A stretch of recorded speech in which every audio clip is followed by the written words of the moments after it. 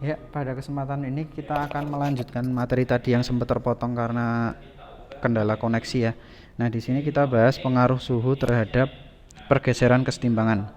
Nah, adapun suhu seperti yang ini sudah ada coret-coretan, jadi tinggal kita bahas bersama. Jadi kan treatment suhu itu ada dua, bisa dinaikkan, bisa diturunkan. Jadi wujud aksi, jadi ketika ada suatu reaksi kesetimbangan, terus kita ubah suhunya. Nah, pengubahan suhu itu kan berupa aksi. Nah, kita bahas satu variabel dulu, yaitu ketika dia dinaikkan. Terus nanti ya kalau yang diturunkan ya tinggal mengikuti kayak gitu. Ketika aksinya itu berupa kenaik, nah ini konsep awal ya. Aksi itu nanti akan menimbulkan reaksi, di mana reaksi itu berlawanan dengan aksi. Nah, di sini aksinya berupa kenaikan suhu. Nah, nanti dia wujud reaksinya dia akan penurunan suhu. Nah, penurunan suhu sendiri, cara penurunan suhunya nanti kita akan berkaitan dengan konsep termokimia ya di sini. Jadi kita akan pakai istilah eksoterm dan endoterm. Endoterm adalah kondisi di mana reaksi tersebut menyerap kalor. Reaksi tersebut menyerap kalor, kalau yang eksoterm dia melepas kalor. Nah, jadi nanti kan reaksi itu ada ruas kiri, ada ruas kanan. Nah, selain ada ruas kiri kanan, nanti juga ada tambahan informasi.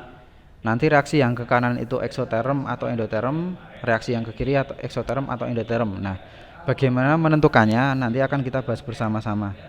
Nah, untuk menentukan mana arah reaksi yang eksoterm atau endoterm, kita harus punya data delta H ini. Jadi nanti pasti ada data penunjangnya itu. Nah, seperti itu. Nah, seperti yang saya bilang tadi, nanti reaksi ke kanan dan ke kiri itu ada informasi tambahannya, apakah dia eksoterm atau endoterm. Kalau dalam kasus yang di sini, ketika reaksinya itu berupa penurunan suhu, dia akan berusaha menurunkan suhu.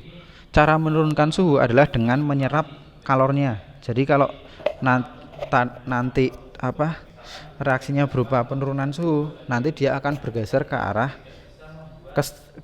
arah reaksi yang mengalami reaksi endoterm. Intinya cuma kayak gitu toh. Nah, terus bagaimana cara menentukan mana reaksi yang endoterm, mana yang eksoterm? Jadi itu kalau kita identifikasi, reaksi itu ada dua jenis, reaksi ke kanan dan reaksi ke kiri.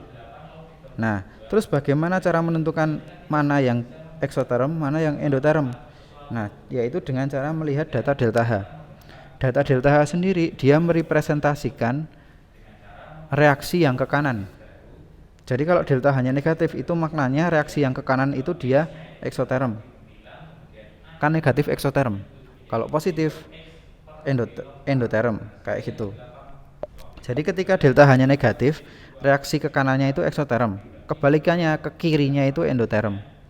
Jadi bisa dibilang kalau persamaan N2 ditambah 3H2 setimbang 2NH3 dengan delta H-92 itu maknanya reaksi ke kanannya itu eksoterm, reaksi ke kirinya itu endoterm. Nah, kebalikannya kalau delta H-nya positif. Kalau delta H-nya positif, yang ke kanan endoterm, yang ke kiri eksoterm. Nah, seperti kita bahas soal yang tadi, di mana suhu dinaikkan. Terus kemudian reaksinya berupa reaksi dari aksi tersebut berupa menurunkan suhu. Kalau menurunkan suhu itu kan dia bergeser ke endoterm. Nah, kita identifikasi N2 3H2 menjadi 2NH3. Delta H-nya minus 92. Otomatis yang ke kanan itu eksoterm, yang ke kiri endoterm. Karena kita butuh, kalau treatmentnya itu butuh ke endoterm, ya udah ke kiri. Udah selesai. Kenapa ke kiri? Karena ke kiri itu endoterm. Cuma kayak gitu toh. Jadi kalian kalau disimpulkan, ketika suhu naik, dia bergeser ke arah endoterm. Ketika suhu turun, dia bergeser ke arah eksoterm. Kesimpulannya cuma itu saja. Nah, untuk latihan soalnya besok kita akan bahas bersama-sama sambil saya sajikan kuis. Tapi untuk pertemuan depan, seperti yang saya bilang untuk kelas 12B, agendanya seperti yang saya sebutkan kemarin-kemarin ya.